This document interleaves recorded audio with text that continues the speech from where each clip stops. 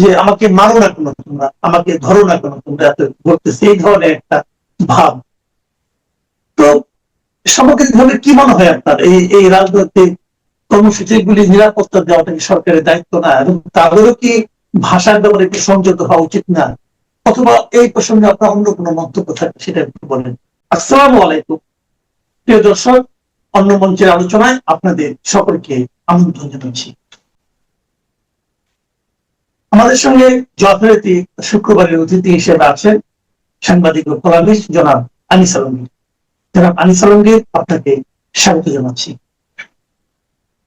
জনাব আনিস আলমগীর, আমরা একটা জিনিস লক্ষ্য করছি গত কয়েকদিন ধরে, যে এনসিপি এনসিপি আমাদের সংসদের তৃতীয় বৃহত্তম দল, তারা জুলাই পদযাত্রার মাধ্যমে বিভিন্ন জায়গায় বিভিন্ন জেলায় যাচ্ছেন, কিন্তু হবিগঞ্জে তাদের খুব একটা সুখকর কোনো অনুভূতি হয়নি। ওরা একটা মিটিং করেছেন, মিটিং এর পর তাদের গাড়ি ভাঙচুর করা হয়েছে, তারপরে সেখানে তারা গোলাপগঞ্জে গেলেন, সেখানে আরো আমরা দেখলাম মারপিট হলো।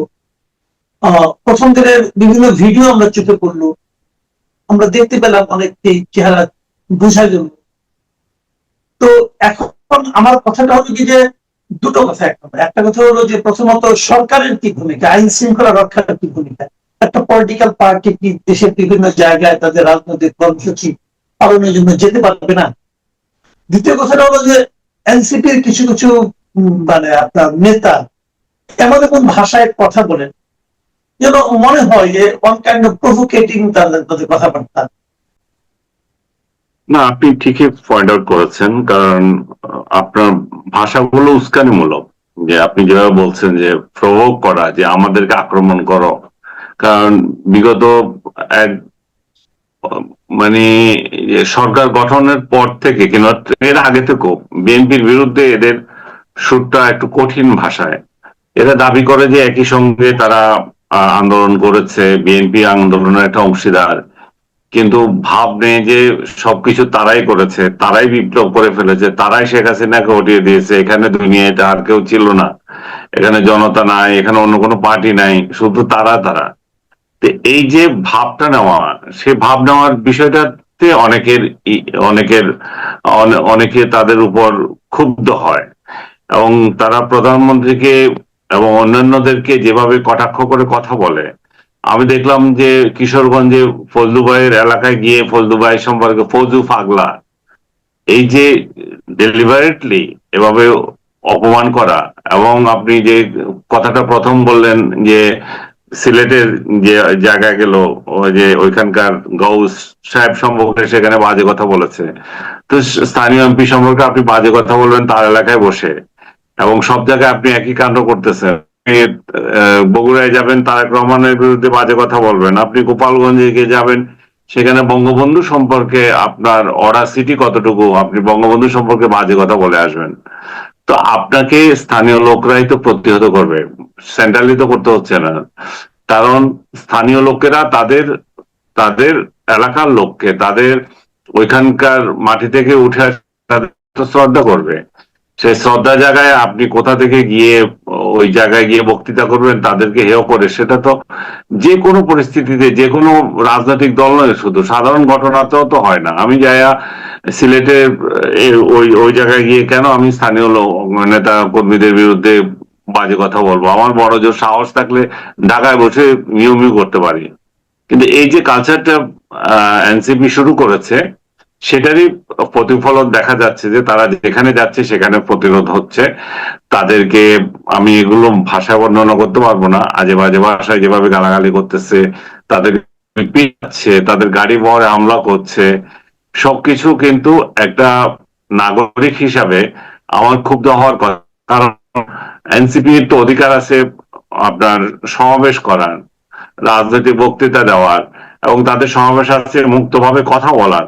কিন্তু কথা বলার যে একটা সীমা আছে, সেটা যেমন তারা ভুলে যাচ্ছে, তেমনি তারা এটুকু বুঝছে না যে তাদের উপর এই যে আক্রমণগুলো আসছে, সেখানে কোনো সহানুভূতি নাই কারো।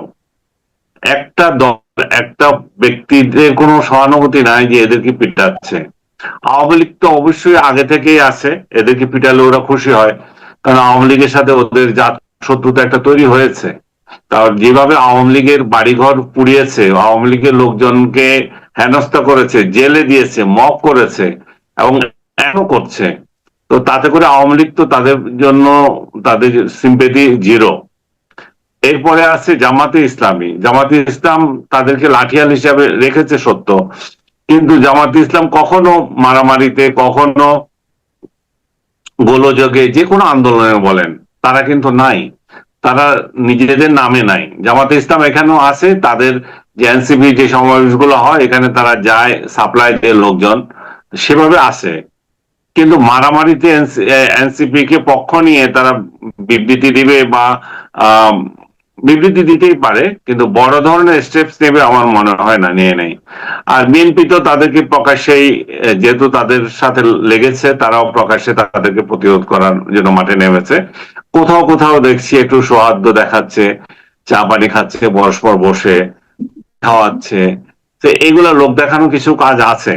মোদ্দা কথা হচ্ছে যে এনসিপি এর সঙ্গে বিএনপির একটা ভালো ধরনের মাঠ পর্যায়ে ধাক্কাধাক্কি হচ্ছে, এবং মানুষের মধ্যে আবার সন্দেহ জাগে আওয়ামী লীগের অনুপস্থিতিতে এনসিপি কে এই ধরনের দামি কার্যক্রম করতে দিয়ে বিএনপি কি এদেরকে মানে বিরোধী দল হিসেবে ট্রিট করতে চায়, বাজারে খাওয়াতে চায় যে দেখো আওয়ামী লীগ নাই কি হয়েছে।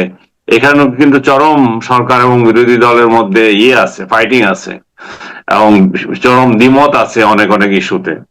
তো জানি না কোনটা ড্রামা আর কোনটা রিয়েল ঘটছে। বাট একটা কথা আমি বলতে পারি, এনসিপি হোক, যে কোনো রাজনৈতিক দল হোক, তাদের রাজনীতি করার, তাদের সমাবেশ করার অধিকার আছে। সরকার তার পুলিশ দিয়ে বা বিএনপি লোকদের দিয়ে এটা বন্ধ করতে পারে না। সরকার যদি করতে চায় সরাসরি বলবে, সরাসরি অ্যাকশন নেবে, আপনার এই কথা আমাদের পছন্দ হয়নি, আপনার এই কারণে আমরা এই প্রতিবাদ করলাম, বা এটার জন্য আপনাকে এই পানিশমেন্ট আমরা দিতে বাধ্য হব, এই জাতীয় কোনো হুমকি। কিন্তু মাঠ পর্যায়ে যদি এভাবে কারো রাজনীতিকে প্রতিহত করার চেষ্টা করা হয়, তাহলে এই বিশৃঙ্খলাটা কিন্তু শুধু এই দলে থাকবে না, সেটা কিন্তু পরস্পর ছড়িয়ে যাবে। যারা, আমি এর আগেও বলেছিলাম, যারা গতকাল ইউনূসের আমলে বসে এইভাবে অ্যাট্রোসিটিতে সহায়তা করেছে, মার্চে প্রতিপক্ষকে পিটিয়েছে, রাজনৈতিক অধিকার কর্ম করেছে, তারাই আবার আজকে দিনে সেটাই পাচ্ছে, এবং এই চক্র চলতেই থাকবে। আবার যখন আওয়ামী লীগের লোকজন সুযোগ পাবে, তখন আওয়ামী লীগের লোকজন মাঠে এসে এদেরকে মারবে। তো এই যে চক্র, এটা ইউনূস শেষ করতে পারতো একজন নিউট্রাল গভর্নমেন্টের হেড হিসাবে, কিন্তু সেটা সে করে নাই, বরং সেটাকে আরো শতগুণ বাড়িয়ে দিয়ে গেছে। তো ইউনূসের অপকর্ম এবং এনসিপির বাড়াবাড়ি সবগুলো মিলে আমার মনে হয় না যে খুব সহসা এই ঘটনাগুলো থেমে যাবে। তবে আওয়ামী লীগ যদি কোনোভাবে শক্তিশালী হয়, এদের উপর আক্রমণ করে, তখন বিএনপি, এনসিপি, জামাত আবার এক হয়ে যাবে, তাতে কোনো সন্দেহ নাই। না, আরেকটা বিষয় আপনি দেখেন যে সরকারের তো আছে বিএনপি আছে, এখানে বিএনপির প্রতি তো মানে সন্দেহের আঙুল তারা তুলছে এনসিপি, কিন্তু আবার দেখেন আপনার প্রশাসন কিছু করছে না এই অভিযোগ করছে। কিন্তু দেখেন রাজশাহী ইউনিভার্সিটির কিছু ঘটনা দেখেন আপনি, এখানে কিন্তু আবার বিএনপি না, এখানে জামাত কিন্তু এখানে পাওয়ারফুল হয়ে যাচ্ছে। ক্যাম্পাসে জামাতের এবং মানে মানে যিনি জামাতের না এখন, কিন্তু তাকে জামাতেরই মনে করা হয়। সালাউদ্দিন আম্মার, তাকে দেখলাম যে বেলচা হাতে ছাত্রদেরকে পিটাচ্ছে এবং কয়েকজনকে পিটে আছে। সেই ঘটনা দেখলাম, কোনো কিছু হলো না, এবং তার বিরুদ্ধে আজকে মামলা যাওয়া হচ্ছে, আদালতে গিয়েছিল, আদালতও মামলা নেয়নি, তখন তারা তদন্ত করতে পাঠিয়েছে। এটা দিক দিয়ে ভালো। কিন্তু এখানে দেখেন, এখানে আইন শৃঙ্খলা বাহিনী যেন নীরব হয়ে গেছে। এটা কেন? এটা কি তাকে কেন প্রশ্রয় দেওয়া হচ্ছে বলে মনে করেন না? আইন শৃঙ্খলা বাহিনী আসলে আমাদের মতো সাধারণ লোকদের উপর চড়া হওয়ার জন্য খুব মেরুদণ্ড দেখাতে পারে, কিন্তু যেখানে যে দরকার সেখানে মেরুদণ্ড দেখাতে পারে না। যেমন রাজশাহী, একটা ইউনিভার্সিটি ব্যক্তির ইশারায় চলতে পারে না। একটা ব্যক্তি আদালত বসাবে, ব্যক্তি সাক্ষ্য দিবে, ব্যক্তি একজনের বিরুদ্ধে অভিযোগ আনলো, সে অভিযোগই সত্য, এবং উনি আবার বিচার করে তাদেরকে পিটাবে। এই যে বর্বরতা, এটা তো বাংলাদেশের ইতিহাসে আমি মনে করি না কোনো বিশ্ববিদ্যালয়ে এই বর্বরতা ছিল। যতই শক্তিশালী সংসদ ছিল, এই বর্বরতা এবং একক ব্যক্তির নেতৃত্বে এই ধরনের ঘটনাবলী, প্রতিপক্ষকে হামলা মামলা এবং হামলার পরে আবার জেলে দিয়ে দেওয়া, এগুলো আর কখনো ঘটেনি। এবং পুলিশ যে ন্যাক্কার জন্য কাজটা করেছে, যাদেরকে পিটিয়েছে তাদেরকে জেলে দিয়েছে, এটাতে তো প্রমাণ হয় যে পুলিশের মানে মোরাল কোনো ডেভেলপমেন্ট হয় নাই, পুলিশের চরিত্র কোনো ঠিক হয় নাই। এরা ক্ষমতা যার যেদিকে আছে, ওরা জানে এখন শিবির মিলিয়ে ওদেরকে পিটালে ওরা কিছু করতে পারবে না, তাই এটা করেছে। এবং সরকার যদি আবার ব্যাগ দেয়, সরকার যদি বলে মামলা করো, আম্বারকে ধরো, বা জিএস প্রেসিডেন্ট যে আছে ভিপি, যে সাংবাদিকদের পিটানোর হুমকি দেয়, যে সাংবাদিকদের দেখিয়ে দেবে, সাংবাদিকদের কি কি জানি আরো কতগুলো বিরাট হুমকি, মানে বাংলাদেশের সাংবাদিকরা এখন সবচেয়ে বড় হুমকি জায়গায় চলে এসেছে। আমি এটা নিয়ে একটা লিখেছিলাম। আপনি জানেন যে বাংলাদেশে এই নিউজ পেপার রিপোর্টার এডিটরদের একটা সংগঠন হয়েছে নতুন, বিএনপি জামাতের যারা সম্পাদক ছিল তারা এটা নেতৃত্বে আছে। বিশেষ করে আমার দেশের মাহমুদুর রহমান এটার বড় হত্যাকর্তা। তো তিনারা ওই দিন মাহমুদুর রহমান বললেন যে কথা বলার অধিকার দিতে হবে, রিপোর্টারদেরকে প্রশ্ন করার অধিকার দিতে হবে। আমি ওনার কাছে প্রশ্ন করেছিলাম যে এই সংগঠনে কিন্তু ডাস্টবিন শফিকও আছে, এই সংগঠনে ডাস্টবিন শফিক আছে, এবং সেখানে বিগত ইউনূস আমলে প্রশ্ন করার জন্য 3 জন সাংবাদিকের চাকরি গিয়েছে, সাংবাদিকরা নির্গৃহীত হয়েছে, চাকরি হারিয়েছে, শত শত সাংবাদিকের বিরুদ্ধে ভুয়া মামলা আছে। তো এইগুলা নিয়ে তো আপনারা কখনো কিছু বলেন নাই। এবং এই যে রাজশাহীতে এই ঘটনাটা ঘটলো, এটা যে জামাত করেছে, এখন তো ওদের খুব, মাহমুদুর রহমানদের হয়তো খুব কষ্ট লাগবে। এটা নিয়ে কিভাবে বলে ওই সাংবাদিকদের কথা বলে, সাংবাদিকদের যে সাজা দেওয়ার কথা বলেছে, তাহলে এরা কি করছে? এরা কি একটা শব্দ টু শব্দ উচ্চারণ করেছে? বা এই ধরনের সংগঠনগুলো এবং সাংবাদিকদের অধিকার নিয়ে কোনো কাজ করে? এটাই যে ওইখানে জামাত ইসলাম যেহেতু শক্তিশালী আছে, এবং জামাত অতীতেও প্রমাণ দিয়েছে যেখানে তারা শক্তি থাকে সেখানে তারা রক কাটায় নেমে পড়ে, এবং প্রতিপক্ষকে হামলা মামলা যেভাবে ইচ্ছা করবে, প্রশাসনকে হাতে নেওয়া, যে যে কার্যক্রমগুলো করে, আমি আপনি এগুলোর সঙ্গে খুবই পরিচিত, 90 দশকে আমরা এগুলো দেখে এসেছি। তো সেই কাহিনী এখন মনে হয় রাজশাহী ইউনিভার্সিটির দিকে তাকালে মনে হয় সেই কলঙ্কিত ইউনিভার্সিটি, সেই রাজশাহী ইউনিভার্সিটি সেই 90-এর এই যে হত্যাকারী যেভাবে আস্ফালন করতো, ঠিক একই ধরনের আস্ফালন শুরু হয়েছে। চিটগং ইউনিভার্সিটি তো একই চরিত্র ছিল, রাজশাহী এবং চিটগং, সেই এরশাদ আমলে যে আস্ফালন, সেটা মনে হয় যে আবার ফিরে এসেছে নতুন করে ক্যাম্পাসে। তো আরেকটা বিষয় আমি একটু অন্যদিকে যাচ্ছি, যে আমাদের আইসিটি নিয়ে আন্তর্জাতিক অপরাধ ট্রাইব্যুনাল যেটা আছে, সেখানে তো দেখলাম যে মানে অনেকেরই বিচার হচ্ছে, এর মধ্যে বেশ কটা প্রায় 6টা মামলা রায়ও হয়েছে, অনেকে মৃত্যুদণ্ড হয়েছে। কিন্তু আজকে গতকালকে দেখলাম যে আপনার আন্তর্জাতিক এই ট্রাইব্যুনালের বিচারের যে মানদণ্ড, সেটা নিয়ে প্রশ্ন তুলেছে হিউম্যান রাইটস ওয়াচ। তারা বলছে যে এরা আন্তর্জাতিক আইনি মানদণ্ড রক্ষা করতে, বজায় রাখতে ব্যর্থ হচ্ছে। তো আমরাও কিন্তু দেখছি যে এখন যে মামলাগুলো যাচ্ছে, সাধারণ মানুষের মধ্যেও দেখছি তারা আগাম বলে দিচ্ছে যে কি মামলার কি রায় হবে। এর মধ্যে আবার দেখা যাচ্ছে বিভিন্ন সাংবাদিকদেরও বিভিন্ন মামলাগুলো এখানে নেওয়া হচ্ছে, তাদের বিরুদ্ধে অভিযোগ দেওয়া হচ্ছে। এই যে প্রবণতাটা, এই প্রবণতাটাকে অনেকে বলছে এটা একটা মানে প্রতিশোধ গ্রহণের একটা প্রক্রিয়া এখানে চলছে। আপনি কি বলবেন এই ব্যাপারে? এটা দুঃখজনক। এরকম একটা উচ্চ আদালত যদি প্রতিশোধ বাস্তবায়নের জন্যই গঠন করা হয়ে থাকে, তাহলে তো আদালতকে দিয়ে মানুষের যে চিন্তাধারা, যে সম্মান, সেগুলো ভুলুণ্ঠিত হয়ে যাবে। আজকে আমি দেখলাম আব্দুল লতিফ সিদ্দিকী, উনাকেও ওই একটা মামলায় গ্রেপ্তার করা হয়েছে, যে হেফাজতের মামলা, যেটা শাপলা চত্বর। উনি কথা বলতে চেয়েছেন, উনি কথা বলতে পারেন নাই, এবং সেখানে কিছু বাকবিতণ্ড হয়েছে। উনাকে কথা বলতে দিচ্ছে না। উনি কথা যখন বলছে, তখন বিচারক বলছেন যে কে কথা বলে, আমি তাকে কি অনুমতি দিয়েছি কথা বলার? তারপরে হায়রে আমার বিচারক, এই জাতীয় কমেন্ট করে আবার লতিফ সিদ্দিকী।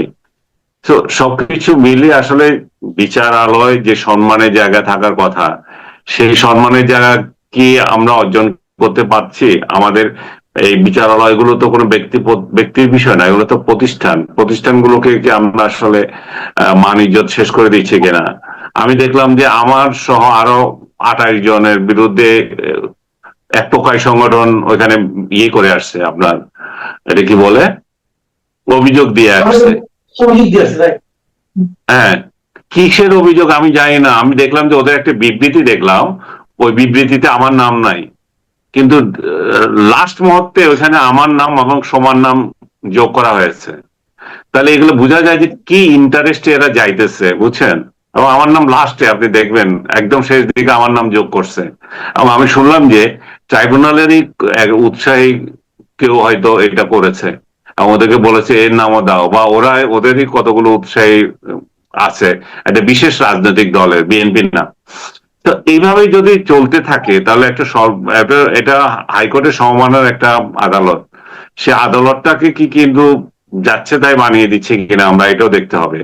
আপনি যাদের বিরুদ্ধে অভিযোগ আনছেন, ইয়ে দিয়ে যাচ্ছেন, তাও ঘটনার এত মাস পরে এসে, আমি 5 আগস্ট চলে গেছে কত আগে, এখন আমি 5 আগস্টের শত্রু হয়ে গেলাম। আবার আমার বিরুদ্ধে আওয়ামী লীগের লোকজন 5 আগস্ট সাপোর্ট করে নাই, ইয়ে কেন করি নাই, জুলাইতে কেন ছাত্রদের পক্ষে লেখালেখি করেছে সেটাও অভিযোগ করে।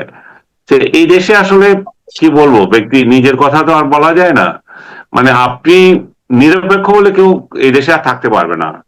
এদেশে সবাই কোনো না কোনো দলের কোলে চলে যেতে হবে, তাহলে এবং একটা দল যাবে আর একটা দলের লোকজন এসে রাজত্ব করবে।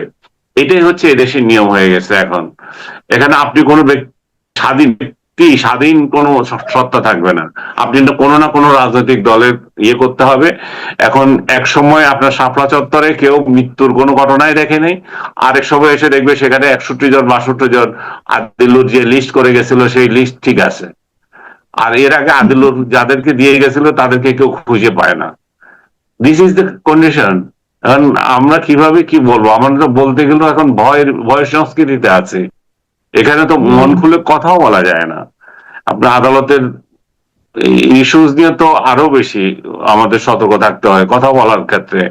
কারণ আপনি এতগুলো মিডিয়া দেখলো যে সেখানে কেউ মৃত নাই, একটার পর একটা ব্যক্তি উদাহরণ দিয়ে দেখালো, আবার আরেকটা সময় এসে ক্ষমতা পাল্টে গেলে আবার দেখা গেল যে এখানে ছিল। এবং সরকারের তরফ থেকে আমি যে জিনিসটা সবসময় ল্যাপস দেখি, আমি জানি না এটা আপনার চোখে পড়েছে কিনা, যে লোকগুলো মারা গিয়েছে এটা কেন প্রমিনেন্টলি প্রচার করে না, এই লোকগুলা কে, কোথায় এরা। তাহলে তো একটা ধূম্রজাল, যেহেতু আসলে যারা একটা এর মধ্যে আছে যে আসলে কতজন মারা গিয়েছিল, আসলে মারা গিয়েছিল কিনা, সেদিন আসলে কি ঘটেছিল, এটা তো জাতিরও জানার আগ্রহ আছে। সেই আগ্রহটা কিন্তু আমি আপনাকে একটা ছোট্ট বলি, এখানে একটা সাপ্লিমেন্টারি ব্যাপার, যে শাপলা চত্বরের ওই সভাটা আয়োজন করেছিল হেফাজতে ইসলাম। এই গত 13 হেফাজতে ইসলাম কি বলেছে একবারও যে ওখানে তাদের কয়জন লোক মারা গেছে? না, বলে না, বরং তারা মারা যায়নি সেটাও বলেছে। তাহলে হ্যাঁ, এই জন্যই তো বলছিলাম যে ক্ষমতা পরিবর্তন হয়ে গেলে এক ধরনের একরকম হয়ে যায়। যেমন এর আগে আমি ওই যে বেনজিরের কথা বলেছি, আমাকে নিয়ে ট্রল করছে, আমাকে নিয়ে বেনজিরের প্রেমিক বানিয়ে দিচ্ছিল আমাকে।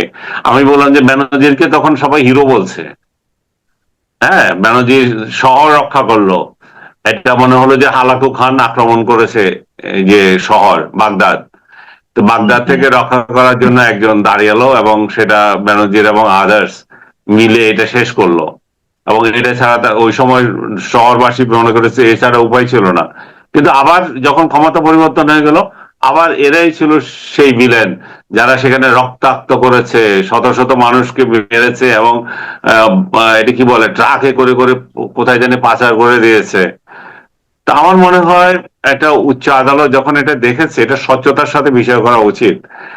আব্দুল লতিফ সিদ্দিকীর এখানে ভূমিকা কি, বা আদার্স যাদেরকে এখানে করেছে, এবং ঘটনার এত বছর পরে এসে যেমন মোজাম্মেল বাবু এবং আদার্স, তাদেরকে যে ধরা হয়েছে, তারা এটার একটা বয়ান দিয়েছে যে এখানে কোনো কিছু হয় না, এটা প্রতিষ্ঠিত করতে চেয়েছে। তো সেটাও তো ঘটনার বহু বছর পরে, আমার মনে হয় 26-27 মাস পরে, সঙ্গে সঙ্গেও না। তো ওই সময়ও কেন এটা নিয়ে কথা হয় নাই। মোট কথা এটা একটা শাপলা চত্বর একটা জাতির জন্য একটা বিরাট কোয়েশ্চেন মার্ক।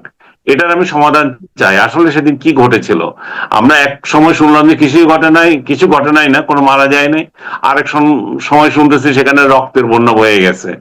আসলে কি ঘটেছিল সেটা আদালত নির্ধারিত করুক, সরকার পক্ষ এবং যারা এর সঙ্গে জড়িত সবাই যদি মানে প্রমাণ দিতে পারে, হোক বিচার, তবে সুষ্ঠু হোক, আদালতকে নিয়ে কোশ্চেন না উঠুক। আপনি যেটা বলছেন হিউম্যান রাইটস অর্গানাইজেশন, যেটা ইউএনএইচসিআর, মানে কি না কি অর্গানাইজেশনটার নাম, যেটা আপত্তি, হ্যাঁ হিউম্যান রাইটস ওয়াচ, হ্যাঁ হিউম্যান রাইটস ওয়াচ যে অভিযোগটা করেছে, সেই অভিযোগ কতটা সত্য সেটা নিয়ে কথা বলা হোক। আমি দেখলাম এখানে চিফ প্রসিকিউটর সাহেব বলেছেন সেটা এক পেশে, কারণ উনাদের বক্তব্যটা নেওয়া হয় নাই।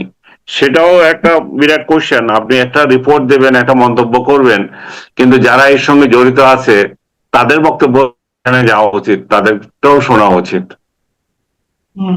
আচ্ছা, আমরা আলোচনা একদম শেষ পর্যায়ে চলে এসেছি। একটা ছোট ঘটনা মধ্যে কি, এটা সবাই জানে, সবাই বুঝে এবং সবাই অবিশ্বাস করে, তারপরে শুনতে হয়। সেটা হলো, এবার জাতীয় নির্বাচনটা হয়ে গেল। এবার এই নির্বাচনের পর নির্বাচন কমিশনের কাছে রাজনৈতিক দলগুলোর একটা হিসেব দেওয়ার বাধ্যবাধকতা আছে, যে তারা কত টাকা খরচ করছে দলীয় ভাবে, প্রার্থীরা আলাদা আলাদা ভাবে না, দলীয় ভাবে। সেখানে দেখা যাচ্ছে যে সবচেয়ে বেশি ব্যয় করেছে প্রধান বিরোধী দল জামায়াতে ইসলামী। তারা গত নির্বাচনে ব্যয় করেছে প্রায় 4.5 কোটি টাকা, এবং নির্বাচনে 2 জিতেছে 4.5 কোটি, 4.5 কোটি টাকা। আর নির্বাচনে যারা 2/3 আসন জিতেছে, যে বিএনপি, তারা খরচ করছে 3,81,00,000 টাকা। এবং পুরো ইলেকশন না, একটা কেন্দ্রে, একটা কনস্টিটিউয়েন্সিতে, পুরো ইলেকশনে, পুরো নির্বাচনে। এবং 27টা দল বলেছে তারা কোনো খরচই করে নাই। এই যে হিসাবটা আমি শুরুতে বলেছি যে অনেকেই বিশ্বাস করবে কি করবে জানি না, কিন্তু আমাদের শুনতে হচ্ছে। আপনি কি বলেন, আপনি বিশ্বাস করেন? এগুলা তো ওই যে আমাদের সরকার যে একটা সংবাদপত্র সার্কুলেশনের একটা রিপোর্ট দেয় না, এর থেকে 1000 গুণ হাস্যকর। যে প্রথম আলো 6 লাখ, অমুক পত্রিকা 3 লাখ, মানে দেখা যায় যে 3000ও চলে না। তো এখানেও তো সেরকম একটা হাস্যকর রিপোর্ট। এটা যে কি বলবো, এগুলা সবকিছু হাস্যকর হয়ে যাচ্ছে। আমি ভাবছি এটা কোনো একটা আসনের ক্ষেত্রে, এটাতে এক একজনও মানে 100 কোটি টাকা খরচ করছে, এরকম ঘটনা ঘটে গেছে। ভোট কিনছে কত টাকা, এটা 3 কোটি তো আজকাল একটা ইউনিয়নে খরচ হয়। এখন 3 কোটি আর 4 কোটি টাকা দিয়ে হিসাব দিতেছে যে ওনারা পুরো ইলেকশন 300 আসনে। এটা কিন্তু প্রার্থীর ব্যয় না, মানে দলের ব্যয়। দলের ব্যবটা, দল তো টাকা দিছে না। দল প্রার্থী কত দিছে, প্রার্থীর খরচ দেখেন না। প্রার্থীর খরচ দেখলে দেখবেন এর থেকে আরো কম। প্রার্থী তো এত টাকা খরচও করতে পারে না, প্রার্থীর তো লিমিট করা আছে। যাই হোক, এগুলো হচ্ছে পার্সিক্যাল, এগুলো হাস্যকর। প্রহসন, এগুলারে কি বলতে পারেন, যা টোটাল হাস্যকর। এই হাস্যকরের জায়গায় জামাতে ইসলাম যেটা দিয়েছে সেটা তারা সহি, তুলনামূলক সহি, যে আমরা বিএনপি থেকে বেশি খরচ করছি।